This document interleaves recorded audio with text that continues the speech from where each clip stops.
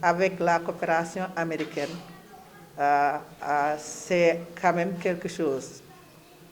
Entre deux ONG venant de deux pays, de deux peuples, dans le cadre d'une coopération bilatérale entre le Sénégal et l'Amérique. Une coopération qui a produit des résultats. Ce n'est pas fortuit, ce n'est pas rien. Qui connaît la rigueur de l'USAID, qui connaît le pragmatisme du gouvernement sénégalais, c'est que quand les ONG américaines et sénégalaises coopèrent dans le cadre vraiment d'un programme bilatéral, elles doivent bien le faire. Et nous avons réussi véritablement à travailler sérieusement à servir les populations dans le cadre de ce compagnonnage pour réaliser les objectifs de l'État du Sénégal, mais aussi réaliser les objectifs du peuple américain qui vient en aide au peuple sénégalais. C'est dans ce cadre-là que notre programme s'est situé pendant plus de 15 ans. Alors, nous avons travaillé pendant 15 ans dans 3 programmes successifs. Nous en sommes à notre 3e programme. Et ces programmes sont inscrits dans le cadre de l'objectif d'amélioration de la santé des populations au Sénégal.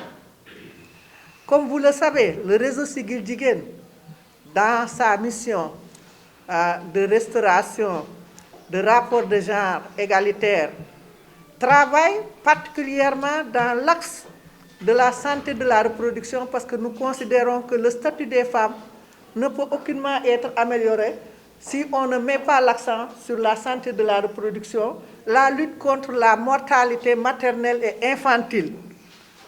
Parce que c'est là où on a le plus de problèmes, c'est le problème qui touche aux populations, aux femmes de la base et directement à l'économie sénégalaise parce que la question de la mortalité maternelle et infantile est une question de développement et ça touche le statut des femmes.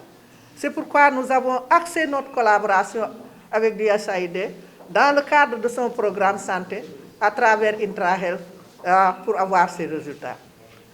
Aujourd'hui, nous sommes arrivés à travailler sur l'axe de mobilisation des ressources internes pour le financement de la santé de la mère et de l'enfant. Et tout le monde sait que le domaine de la santé, à l'état actuel, si on l'avait érigé en priorité, c'est une surpriorité. Heureusement que le réseau Siggil Jigéen a vu juste d'orienter ses priorités vers l'éducation et la santé, le leadership des femmes, la participation au pouvoir de décision. Et c'est dans le cadre de ce programme santé que nous avons travaillé. Comme l'a dit le coordonnateur, nous sommes sur 7 zones dans le cadre de ce programme. Nous avons recruté des coordonnateurs de programme qui ont travaillé avec les populations sur la base de la philosophie du réseau Siggil Jigéen, c'est-à-dire asseoir un plaidoyer basé sur des résultats probants, mais à travers vraiment le dialogue communautaire.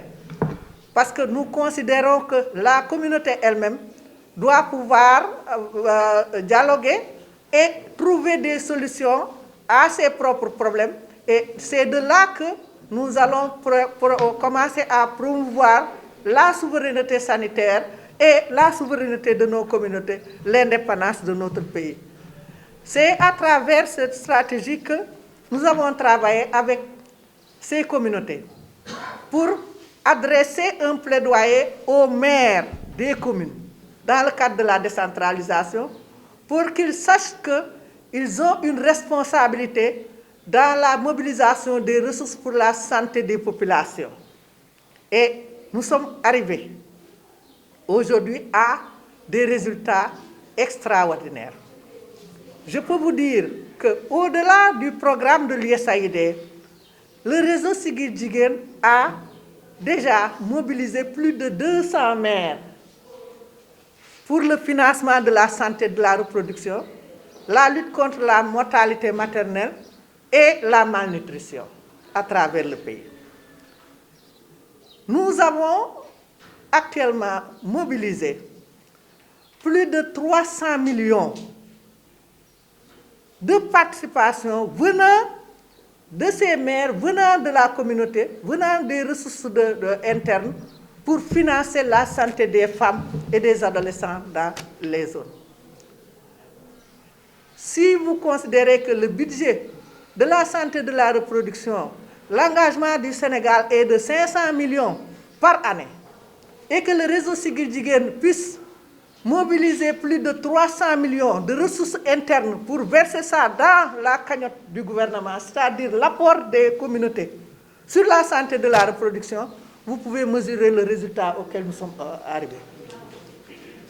Et et ça se justifie concrètement. L'évidence est là parce que c'est à travers la construction de centres de santé, de maternité, d'achat d'ambulances, d'achat de motos pour la mobilité du personnel de santé, d'appui aux produits, à l'achat des produits contraceptifs et à la mobilisation de la communauté pour un dialogue communautaire que nous sommes arrivés véritablement à ce niveau.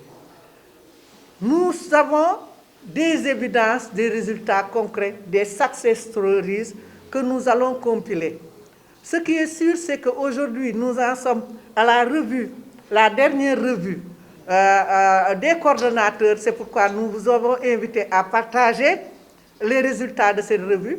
Mais nous sommes sur la capitalisation du programme et nous allons inviter la presse quand on aura fini cette capitalisation pour la diffusion des résultats au vrai sens du mot, pour que nous puissions savoir exactement ce que le réseau Siggil Jigéen, en partenariat avec l'USAID et avec tous ses partenaires, a contribué de façon concrète dans l'amélioration du statut de la femme sénégalaise à travers les programmes de santé, santé de la reproduction et nutrition des populations. C'est ce qui nous réunissait aujourd'hui et je vous remercie vraiment d'être là. J'insiste parce qu'actuellement nous sommes dans une période assez difficile, une période de pandémie, doublée d'une crise politico-sociale et tout le monde s'intéresse à ce qui se dit, ce qui se fait en termes de buzz. Mais nous sommes dans le travail du développement au plan concret. C'est pourquoi nous sommes là pour partager les produits de notre travail en termes de développement communautaire, d'appui aux populations et de participation véritablement à l'amélioration du statut des femmes sénégalaises. Je vous remercie.